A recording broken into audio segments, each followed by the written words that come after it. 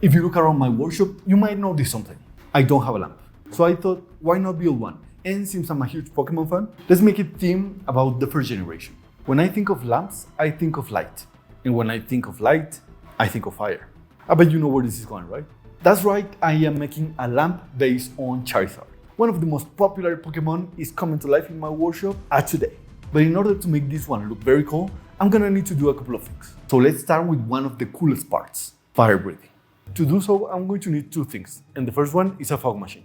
There are many big ones out there, but our Charizard is going to be around this size. To turn liquid into fog, I will use a vaporizer and an air pump to push all that fog out.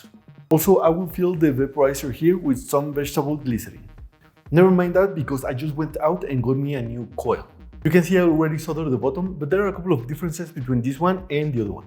The previous one has a 2 milliliter tank, while the new one is 4 milliliters. But the reason for the problem, I believe, is that this one has a 1 ohm resistance and this one is 1.8. If the coil for the new one gets burned, I can unscrew the coil and change it for a new one. I say the biggest challenge here is this small inlet here. This is where the air from the pump is going to come in. So I'm gonna have to place a tube or something to connect the air pump and the air inlet.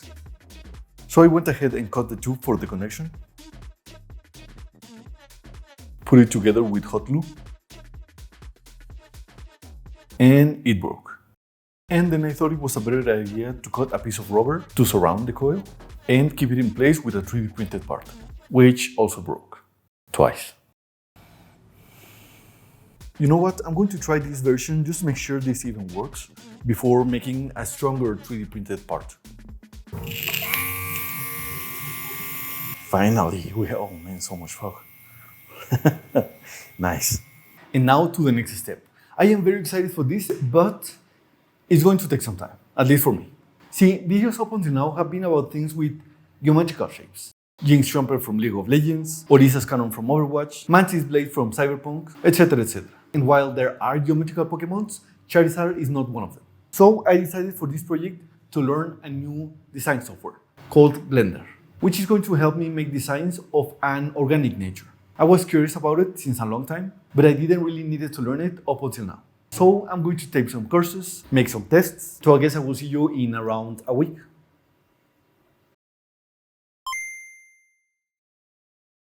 So after a week of courses and tests, I have learned a lot. I still need a lot of practice and experience, but for what we need right now, it's enough. So let's get to it.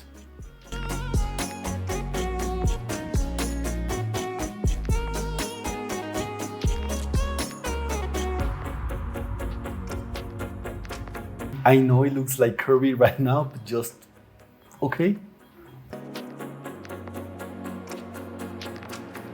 Cool, we have moved from Kirby to a chicken. Improvement.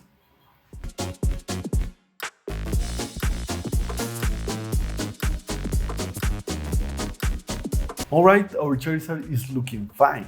So it seems like my basic Blender skills are useful. But as beautiful as my Charizard is right now, it will need to move. You know this channel, it has to do something. So this design will need some specific updates, and that is the next step, movement.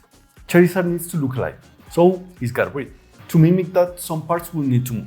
I'm thinking the wings, maybe the neck when he uses fire breath.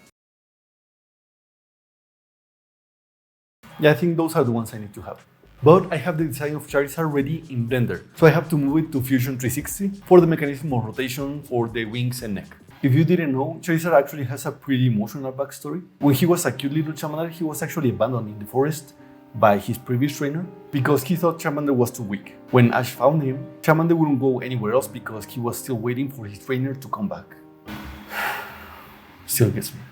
Ash and his friends found the trainer and confronted him, and then went back to rescue Charmander when he was under the ring covering his tail. He took care of him, and Charmander eventually decided to join the team. Then he evolved into Charmeleon, then Charizard. He went through a rebellious phase, but they became a pretty good team at the end. Just a bit of Pokemon history lesson while I design. Hinges for the neck and wing are ready. I'm just going to need servo motors. They have a limited range of motion, but it's very precise. The wings will open and close with ears, while the neck will have a similar movement, just with a lever. So the plan here was to attach the servos to Charizard, however there's no electricity, so I think I'm going to sand everything first.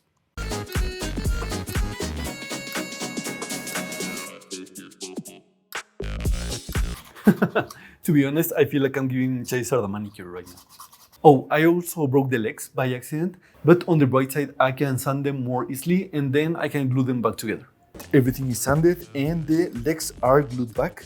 Here's the main body. Both of the wings are going to be back here. The head, of course. And his belly, because this was the easiest part to sand, this is the softest one. And of course, it will be the one in charge to cover all the electronics. Oh, also this is going to be the flame that will be here on the tail. With these metal rods, we can make a quick assembly and I will cut them down to size later.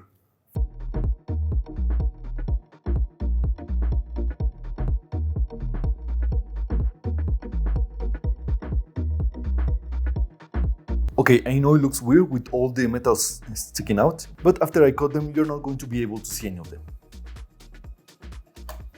Movement for the wings is looking pretty nice.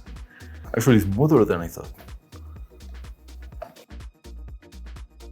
Because the lights are back, let's put the servos in Charizard and check the movement. This is always a mess before soldering, so don't mind that.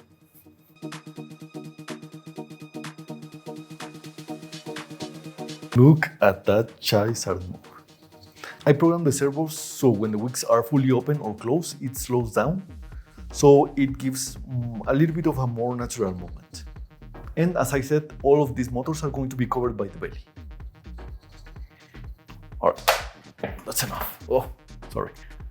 Now I need you to let me know which Pokemon I should build next. This is not just a, hey, don't forget to leave a comment thing. No, I mean it. I'm going to be checking your ideas, but I was thinking, following the same thing from Charizard from the first generation, maybe I could build a Blastoise. I could make him get down a little bit, make the cannons come out of the shell, maybe even shoot some water. Oh, it looks amazing on my mind. But do let me know. Charizard can't be just hanging there just by itself, right? It needs to have some kind of environment. So I'm going to make a volcanic environment. Since we're talking about a fire type Pokemon, first I'm going to need a base for the whole thing. I found this one is pretty simple, it's made of MDF and I already made a couple of holes for the electronics. So this is going to be the base for everything. I'm going to paint all of this black so it combines. With these rocks I designed and 3D printed. You can see all of these have a base and that is for two reasons. First, so they can be a little bit up from the base, and second, so cables can run through without having to make a hole in the rock itself. This is how I'm going to place the rocks. Our Charizard will be standing at the top of the biggest one. Those are going to connect with these areas. The cables from all the motors are going to go through here, and through here is going to enter the smoke that is going to come after out of Charizard's mouth. I don't know if you saw it when we were testing the motors. There is already a tube going from the foot to the inside of the beginning of the tail. There will be another tube from here to the back of the neck, kind of like Bane style. So Charizard is going to be there using Fire Breath on this specific rock. Why this rock? Well, you will see that later. So let's start by painting the base. So the base is painted on the sides. This hole I made here is for the connection to the light, and here some of the cables will pass through. I will also add LEDs in the gaps between the rocks, but I still need to finish the electronics first. I also made these marks where the rocks are, not only to show where they're going to be, but also because I'm going to try something new. I have worked with liquid latex before, but I'm going to use it this time to diffuse lights. And the surface that this gives us is not flat, it has some kind of texture, which is perfect for lava. In this test, I applied 3 to 5 layers of liquid latex, just to have a comparison. They're also flexible, so I will keep that in mind for future projects. Because it looked good for this project, I went ahead and made a big sheet. This feels like skin, it's so weird. After this ride, I placed some powder on top so it won't get sticky. Fortunately, all of those mistakes can help because we need an uneven surface, so it's good for us. So how am I going to place this on the rest of the build? Well, that is why I made this frame. This is going to be on top of our base, and I will place the latex sheet on top of everything. However, I will be gluing the frame and the latex sheet with contact cement. With this, the latex will be kind of floating above the LEDs, around 1 centimeter above, and that will help us to get a better diffusion. Now this material is naturally kind of yellowish, and that is not what we need. So I'm going to paint this with a little bit of orange, yellow and red to make it look more like lava. I am a little bit worried that if I paint this instead of diffuse light, it's going to block it, so I made this little test with the piece I made earlier. Also, you can see I added splashes of black paint, so I think it gives a better effect. See if this doesn't block the light. No, I think it passes through just fine.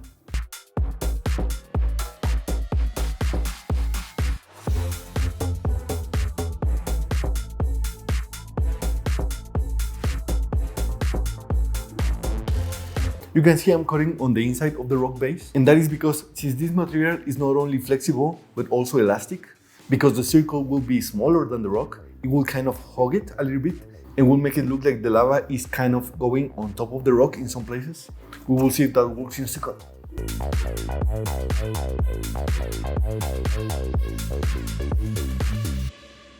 Okay, first these rock bases are going to be glued to the MDF of the base. After the rocks are going to be in place, and when the latex comes, it's going to hug the rock. Yeah, awesome.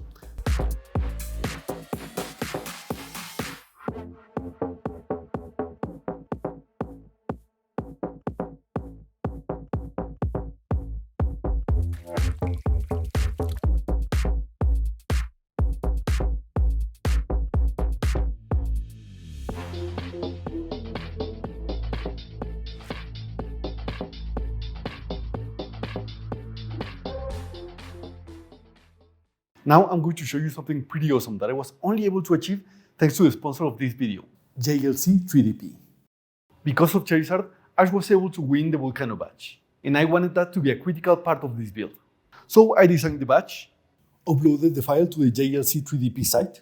I chose 3D printed process since it's really efficient with resource usage. They can print in all kinds of materials, like plastic and nylon, but with this project I went with stainless steel. Not only it sounds really cool, but also stays true to the material of the badge, and of course it will be very durable. And after some days, this is what I got.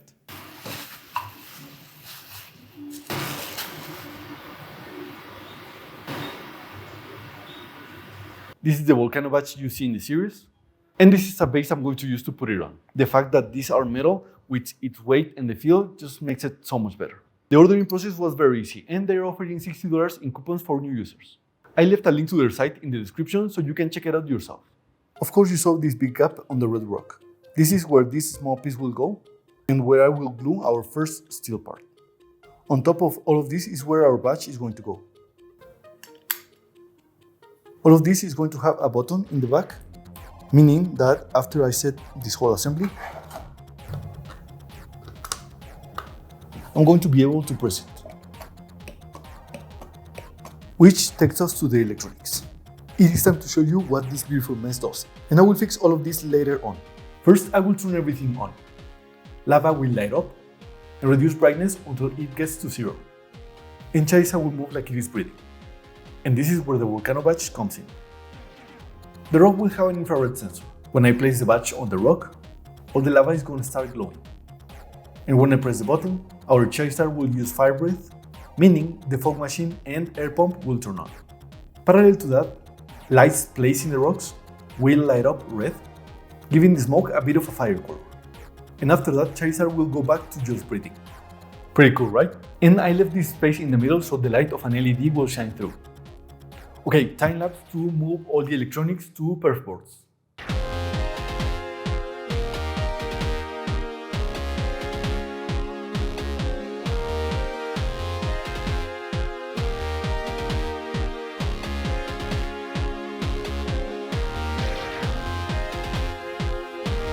I honestly thought they would look less chaotic, but they're fine, I think.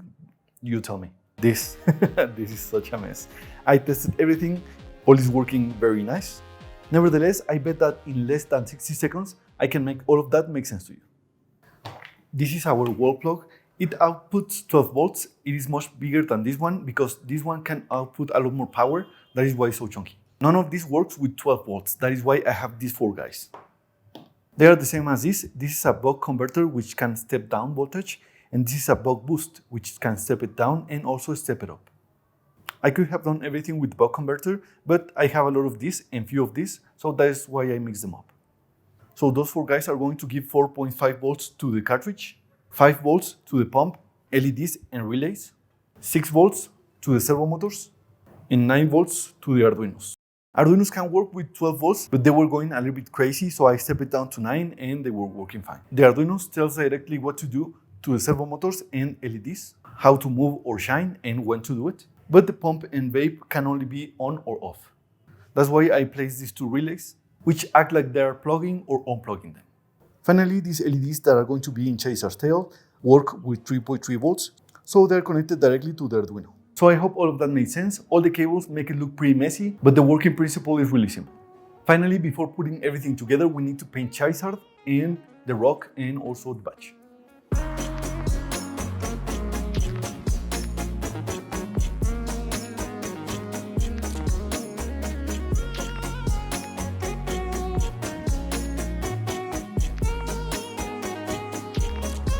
Electronics are done, painting is ready, latex is all set.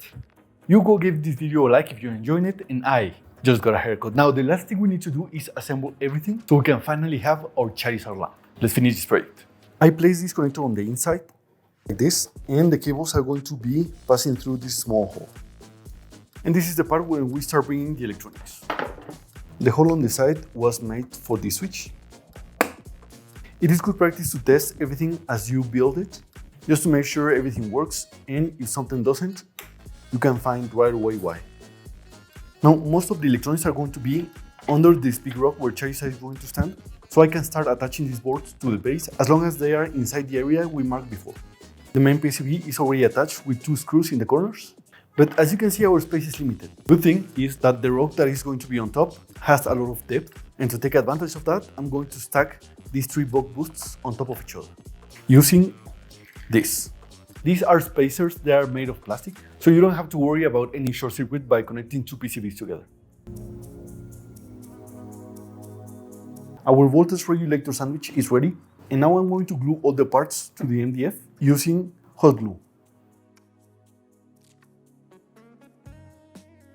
I have all of these markings in our base, and they are the places of where the LEDs are going to be, how many LEDs are going to be in that strip. This is the routing of all of the LEDs.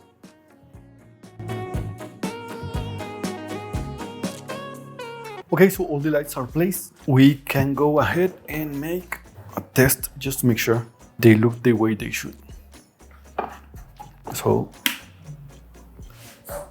the illumination is fine, but you can see the LEDs like very much. Okay, I know how to solve that, and I will show you later.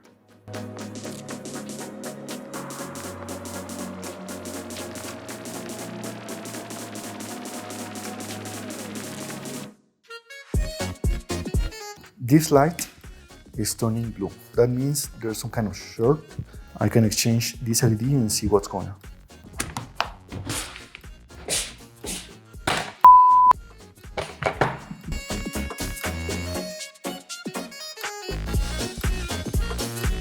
Okay, now we have green light to move forward. I cannot put this tall rock. I first need to place Charizard's base, build Charizard, make sure it fully works, because I have specific plans for this one, and those plans need Charizard to throw smoke at this.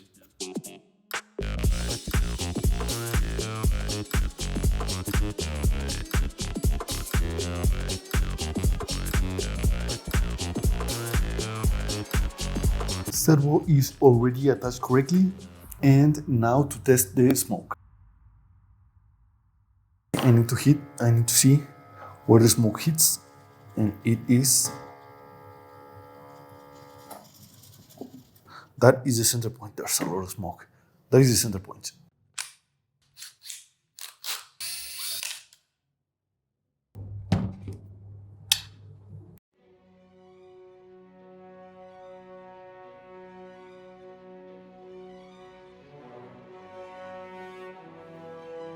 To finish this, we need 2.5 steps more. First, the badge.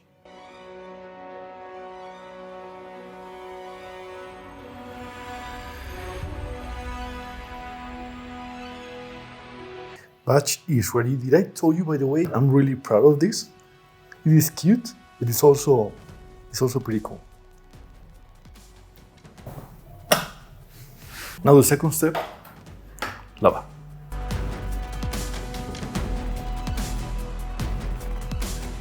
And the last half step is going to be adding black mica flakes. This is going to help with the transitions between the lava and the rocks, also in Charizard's feet to cover all the hot glue, and the areas where we can clearly see the LEDs. So it's going to be a bunch of this.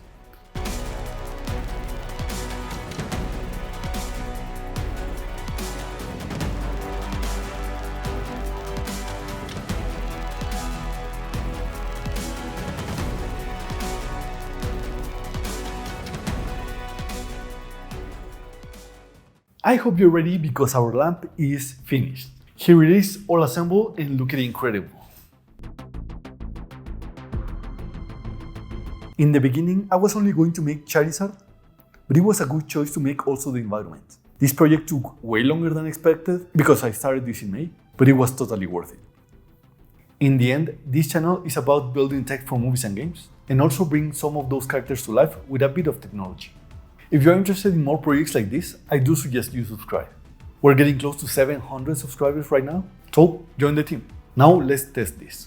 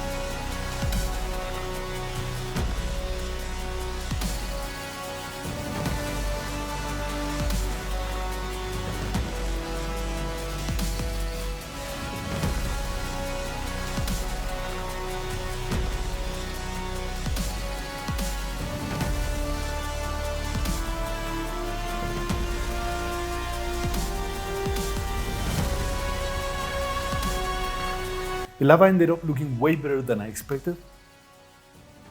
The fog is very thick and makes it look like there's steam coming out of the lava.